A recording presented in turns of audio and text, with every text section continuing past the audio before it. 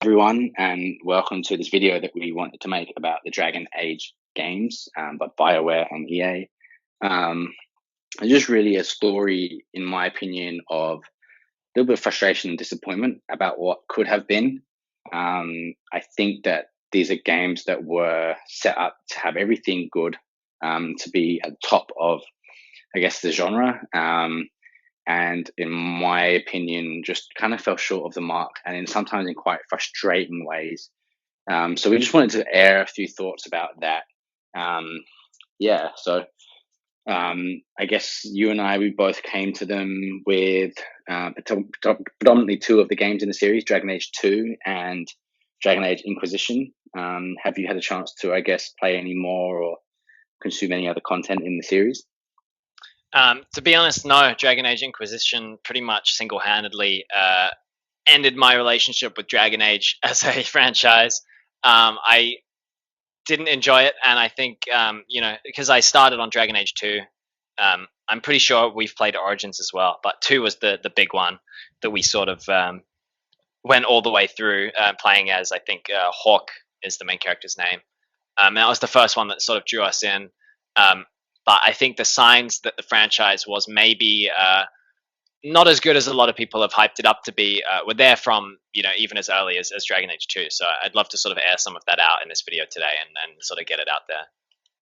Yeah, look, agreed. I think that you mentioned to me off air. Basically, you mentioned to me that you thought that they were overrated. I don't think I'd go that far, because I don't think anyone says that they're like the best in a genre. In a genre is pretty strong. No one's ever said that it's better than Skyrim, for example, even. And so I don't know if overrated is the right word. Overhyped could be, but then they're going to be hyped because of BioWare ultimately, and that's obviously on the wane a little bit too with some recent releases.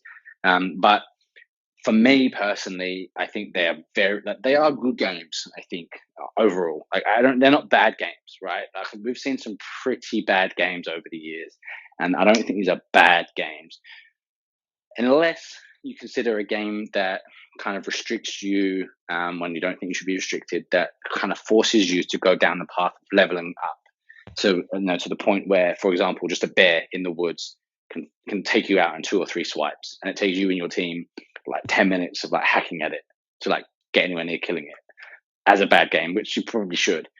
For me personally, it's like these games that are really good setups, have a really kind of, I think, quite a good world, good characters, good concept.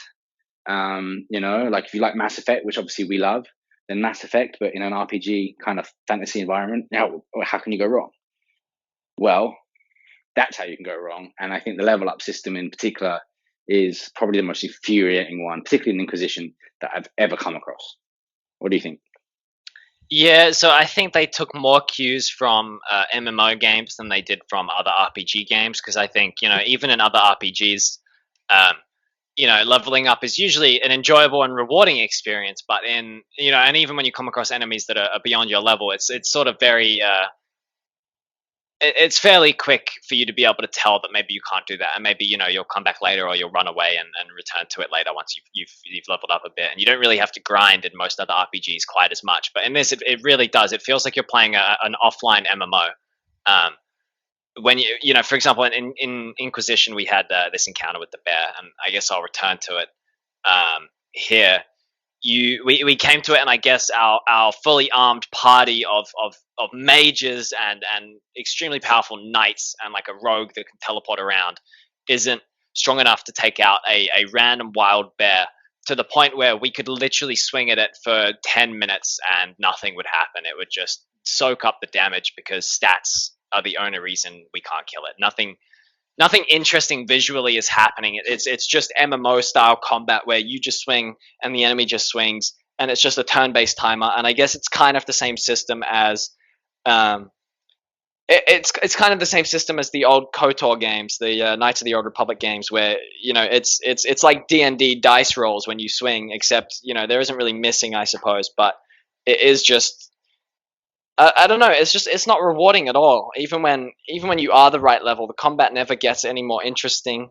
It's just the same sort of system, and you'll always run into a new enemy that's above your level that will just destroy you by itself, and you can't you can't change your strategy. It's just a difference in stats, and that's all there is to it. Yeah, and I mean something on that bear as well is like the reason why it's so tanky is because it's literally a tank, not a bear.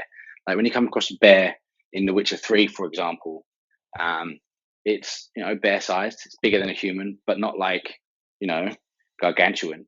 When you come across this bear in Dragon Age Inquisition, this bear is freaking huge, man. Like we're talking about the size of like an elephant and a half. Like it's huge. So no wonder it's like taking just absorb damage like mad. But I guess the thing that I will say before we go into further and further frustration is a lot of our opinion of this game is probably also a little bit related to the fact that when we were playing Dragon Age 2, we were also playing The Witcher 2. And when we were playing Dragon Age Inquisition, we were also playing The Witcher 3 because they kind of were around at the same time. And so when you have on one hand, you can play this game that flows, that has a great story, that is set in that amazing rich universe. And then on the other hand, you go to this game that doesn't flow, that kind of might have a good story, but you can't really actually get stuck into it in the same way. It doesn't help. So I think that had we been able to play the Dragon Age games, say before either of those Witcher games came out, even let's say, maybe we would have a slightly more positive opinion than what we even do. And this is not to say, like I said, I don't think that these are bad games, Dragon Age. I don't personally think so. I'm just frustrated with them because I feel like, particularly on the Inquisition, it was like it's a slog. It's a slog. It's not fun slog. It's not like Skyrim or Witcher 3 where you want to take your time, level up, like don't have to worry about the main quest, like do as much of the side stuff as you want, and it would be great. Whereas with Dragon Age, it's like I don't really want to have to do side stuff just to be able to advance to kill a bear. Like that's, I guess, my level of frustration with it. And then when you do get into these big fights with your like squad, so you have, I think, 9 like health potions, right? Yeah, I Right. think once you upgrade at 9, it's like the cap or whatever. 9's the cap, and you don't have control of when your team decide to neck your potions. So you're not actually in control really of how the fight goes down. I don't know if there's an option that we just missed that we couldn't do that, but the amount of times we got to these big fights and we were doing great. We were sort of in and out, killing a few, then getting back out to the edge, blah, blah, blah. Our teammates were going down. And then when we started to lose health, we're like, great, I'll just grab a potion. I haven't used one so far. I've been doing great. Then there's none left. Thank you, team. Thank you. So Yeah, no, there is a feature where you can completely switch off your team's potion use. Like it's basically there are two, I think there's 3 options, but the only 2 of note is you either have the default option where your team chugs them when they need them, which is all the time. So within like 5 minutes of a fight, you could be in a boss fight and you might not have used any, but your team will drain all of them to the point where when you finally do need one, there's nothing there.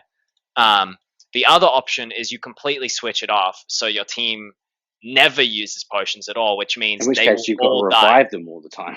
Yeah, which means they will all die, which is arguably worse because once they're dead, that's 3/4 of your damage per second just gone, and it's just you. So we looked up also multiple ways of how to get through some of these fights the best, and most people seem to say that being like a mage, for example, and hanging onto the edge of the fights was better. And I think we found a bit of improvement there, but actually it didn't really help much in the end. Um, and I guess the most disappointing part, like there was these really cool features. Like there's this area that you go to, I think called Storm Coast, and you see like a giant and a dragon fighting just off the beach in the ocean, like knee deep in the ocean. It's like that's pretty awesome. Like that's pretty cool. And obviously you can actually get involved. For example, and then if you do, you help one side, and they actually help you later on in the game. And it was like that's actually a really cool feature. However, like we didn't get to that point because the leveling up process was really annoying. And then I had an issue where I did get further than how we'd got between us, but then we then got sort of stuck on like a boss fight where all I needed was basically one extra potion because I'd managed to get the boss down to like pretty much the last bit of damage.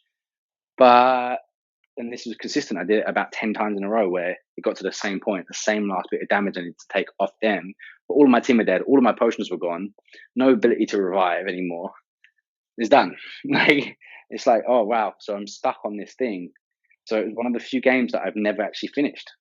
Most games I get to finish in the end, and I really hate not finishing them. It might be a game that I've had to go away from, and then like months or a year or two later, I finally come back to it. But this one, I've got no desire to do that. Yeah, well, I think it's just consistently getting sort of brick walled by the most random and kind of frustrating sections. First we mentioned the bear. You just mentioned that boss fight. There was a point on, I think, our second playthrough where, well, I say second playthrough, but our second attempt at completing the game, where we made it past, the bear. We made it quite deep into the game. We did a few of the, like quite a lot of the side quests.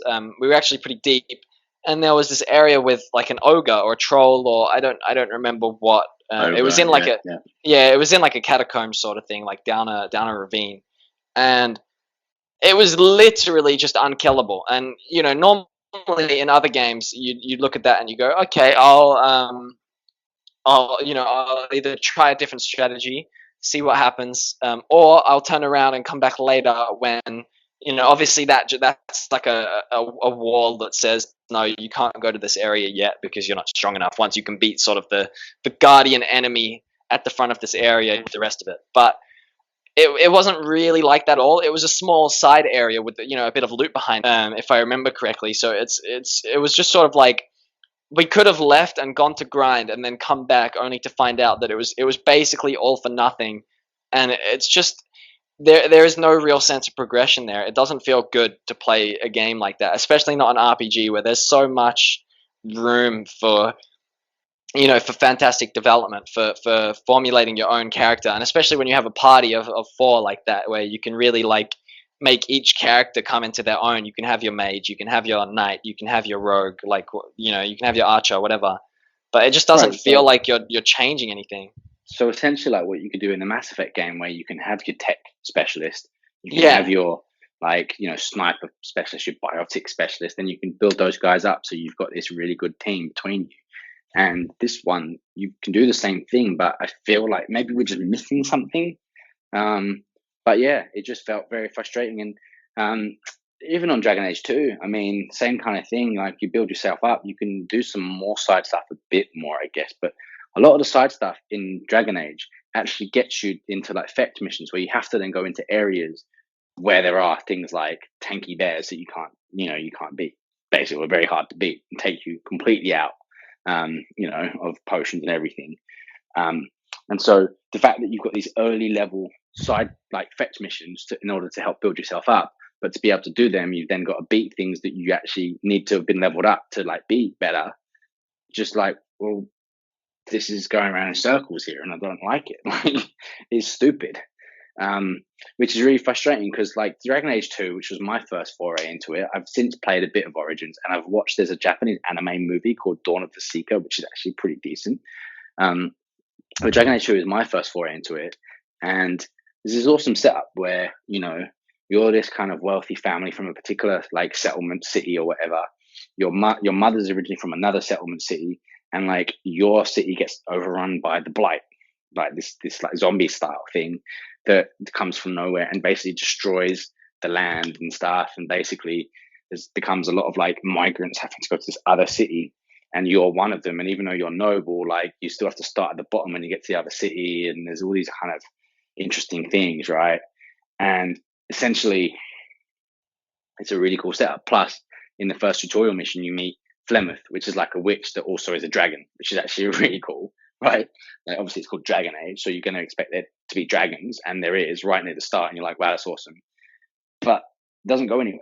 Like Flemeth I think Flemeth is involved in the final mission, if I remember rightly. It's a few years ago now, but I think you have this final fight against someone, and like you sort of defeat them, but you're not the one that gets to like kill them. I'm pretty sure it's Flemeth that comes in and does that, and then you have to I think you have to fight Flemeth, if I'm not wrong, depending on what I choices you think made. so. Yeah. And it's kind of good, but not as good as it could have been again. But then Flemeth sort of shows up in Dragon Age Inquisition as well, and that's kind of cool. But again, it's all these kind of like setups without really payoffs, is what I feel like Dragon Age is all about, to be honest. And for me, maybe it's because I'm in these amazing high expectations. I love RPGs. I love Fable. I've always enjoyed Elder Scrolls. I love The Witcher. You know, you played like around that same time, like Kingdoms of Amalur, and which was pretty good as well. Like, there's been a few, and it's generally pretty good. So I was always thinking Dragon Age will be great if we can just maybe get through it. We'll get into it, and then it'll be great. But it never came. Like, it never happened. Never got through it. It never let us get to a point where we could just. Doesn't mean that we were like overpowered or anything, but where we could comfortably just do things in the game, and that's really frustrating. Yeah, and I think that goes back to the progression again. I think that's probably my biggest point from this video, if nothing else. I think like the progression in Dragon Age just doesn't feel good. There's, as you said, there's setups to things that never go anywhere. There's all these classes and spells and abilities that you can learn that never really, you never reach a point where you feel like, yes, I've mastered my class. You still feel like you're a weak bitch by the end, and nothing ever really changes. It's always just comes down to stats. It never it never really feels like a fight. You can win a fight based on like your own personal skill. It sort of just feels like, if you've progressed enough in the game and your character's got the right number next to their name, you can win, and if they don't, then you don't. And I don't think Yeah, that's what I want from RPGs. And honestly, I think that's a very good case in point for what I honestly just do not want to see from future RPGs. And if Dragon Age continues as a series, which I'm sure it will, um, I really want to see this type of things change, because I would love to get into it. I would love to get into a new RPG franchise properly, but I just can't get into Dragon Age anymore. yeah. I mean, if you remember, obviously playing through Dragon Age and The Witcher 3 around the same time when they first came out, and I got stuck on The Witcher 3 on my first playthrough. I got stuck on a particular like Witcher contract, and I'd just taken on one that was a few kind of level up points above what I was at the time, and so it was kind of my mistake. But I didn't quite realize that at first. Like, I wasn't really playing it with that mentality because you don't really have that in The Witcher 2, so I never really thought to look at it that way. So I was just, yeah, oh, great. I can take on a Witcher contract. Like, it must be fine for me because I'm at that level, right? Like, wrong. And I got stuck because I stupidly only had one save, and I saved it directly before, basically in the room with this kind of elemental or whatever. I've since played through it like 3 times and destroyed that elemental with ease when I've gone to it when I'm actually ready. But obviously at the time it was just too much for me, which pissed me off because I was getting into it at that point, and it, it took me a few months before I came back around to it because it annoyed me. However, when I did come back around to it, and I got obviously a bit more wised up to the fact that there's this level up system, well, suddenly everything made sense, and most of the quests in The Witcher were like more achievable, right? But with Dragon Age Inquisition, especially, like, there was no real indication of what level you should be and how that works and how you can actually build up your level by doing side shit. It was like you just have to plow hours and hours and hours and hours and hours and hours and hours into it, and you don't get as good a return as what you would in a lot of other RPGs. And I think that's really the sum of it. It's like, if you want to spend a week playing a game just to be able to get to like 1/3 through the main quests, go for gold. If you want to sink 100 hours just to get to like level 25 out of 100, go for gold. I don't want to do that. Like, I want to have a good mix where I can do side shit and get immersed and do all this other stuff, but I can also make progress. That's what I want, and that's why for me, yes, it's tempered by the fact that both games came out at times, and I was playing at times when I was playing the Witcher's games, but that just goes to highlight how much better the Witcher games were than these games, in my opinion. Agreed, and I think even, again, when it comes to the leveling system, I think Dragon Age lends itself even better to the idea of this leveling system, where, because there are so many different classes you can choose from in a different way to The Witcher, where you're always Geralt, so you're always kind of close to what Geralt would do. You can sort of switch it up a little and maybe focus a bit more on the signs. This is Witcher 3 specifically, or even when you go to like Skyrim, you can completely tailor your own class. But even in Dragon Age, I feel like it's even more so like that, because it goes back to the old sort of pen and paper RPG idea, where you start with, say, like the basic rogue class, and then when you become, you know, an even more higher level rogue, you get all these different abilities where you teleport behind their back and do like a backstab, or you can go invisible, or whatever it happens to be. And you would expect that that would make leveling up feel more rewarding, but somehow it just doesn't. It doesn't change anything. It still just feels like you're playing an online MMO without the online part. It's very Yeah. unenjoyable to play, and I think that's my biggest point from this video. And I just want to throw one final point out there for me anyway, is this could all be negated by, for example, a few other aspects being good. So, for example, the gameplay and the combat being like really good, or for example, the graphics being just drop dead gorgeous, which just none of that was true. Like the graphics weren't bad with Dragon Age, but they were definitely behind the times. Both of them, when they came out, they were, that picture your classic EA game where, look, in Mass Effect, for example, which is a BioWare EA game, you go into those games and the character models, like the main choice, say Shepard, for example, looks pretty good, right? Like the male model Shepard it's a pretty good model, right? In terms of the character design, Miranda and whoever else. But then you go to like Captain Bailey and some of the like NPCs, and they're all really fucking basic. Like, they don't look good. They don't look natural or human. They don't look realistic at all.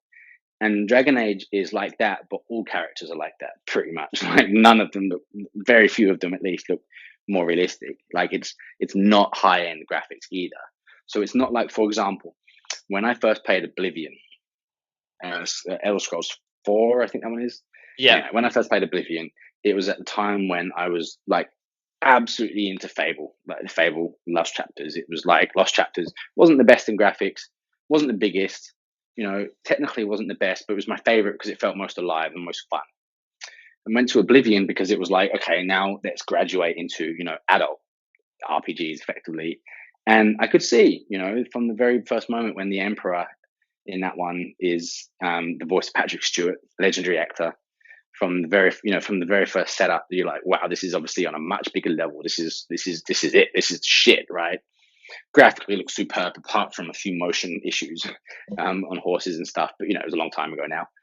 However, I had the same issue where at the time it was too soon for me in terms of RPGs. I didn't quite have the full patience level yet, and I didn't get past a couple like the same part on two separate playthroughs, which I think you've also had the same issue, haven't you, with that game? I did. The first time I played through it, I got stuck at the same point as you, but the second time I really sort of like buckled down and learned the systems, and I ended up beating the game and all the DLCs. But I guess it just goes to show that some RPGs do have a bit of a learning curve like that, and sometimes you do have to commit a bit more time to it. But Dragon Age doesn't reward you for committing that time to it, in my opinion. It's sort of you will always have the same issues, no matter how like well versed you are in the game, in my opinion.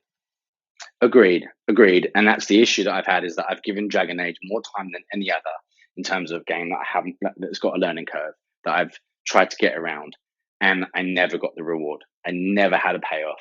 Skyrim, for example, I've only in the last few months been going through my very first personal playthrough of Skyrim, other than obviously when you were a kid and I got that game for you and watching you go through it. I never actually played it for myself until the last few months, and I've been playing through it, and there is a bit of a learning curve again, but I'm getting through it and I'm enjoying it and I'm loving it, right? It's a great game. I would play Skyrim over Dragon Age any day, even though it's older. I think graphically it's probably on par still, to be honest. Which hurts a lot, yeah. Right. It might be slightly slightly lesser because it's natural, but it's not far off realistically. But the backgrounds look amazing too. The motion is the same. The combat is pretty much the same, except it's you, and you might have a buddy with you, but it's pretty much you. And then the story is so much better, and the leveling up system is so much better, right? Whereas Dragon Age is like, I pour the same amount of time into Dragon Age and I'm pretty much still where I was at the start. Whereas with Skyrim, I'm 20 levels above, or 10 levels above, or whatever than I was when I started a week ago, right? That's it.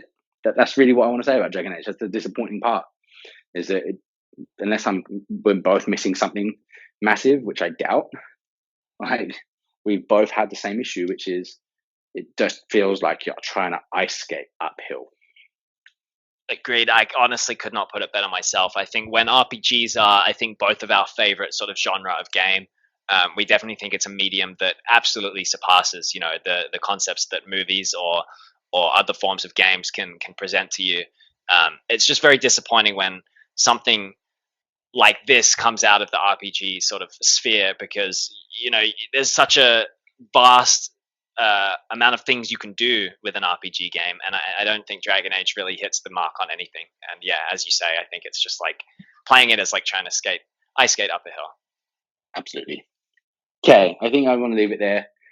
We may or may not do a bit more of an in-depth look at BioWare in general. I mean, we did a couple of videos last year on Andromeda and how to write Mass Effect.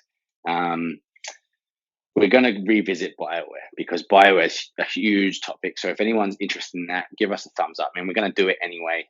But if everyone says no, don't, then we'll probably still do it anyway. But at least you know it's coming, so you can ignore us for that week. Because we want to do it, and I think that most people out there will say BioWare is a fantastic developer that's made some great games, some real innovations, but there's a lot of disappointments, especially in recent years. So we want to do a bit of a series coming up. When that will be, I don't know, but stay tuned. Yep. And with that, thank you very much for watching, and we hope to see you next time. See you around.